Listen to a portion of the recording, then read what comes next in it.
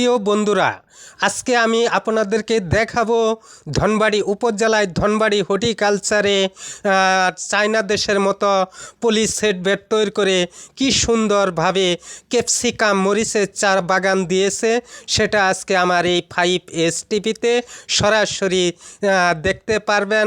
তো বন্ধুরা দেখেন কি সুন্দর ক্যাপসিকাম মরিচের চারা লাগিয়েছে ধনবাড়ি হর্টিকালচার সেন্টারে। দেখেন এই ক্যাপসিকাম মরিচের চারা পলি সেট বেড তৈরি করে যেভাবে লাগিয়েছে, আর এই চারা মাত্র 15 থেকে 20 দিন হলো এই চারা লাগিয়েছে। আর এই চারা দেখেন কি সুন্দর ফুল এসে গেছে।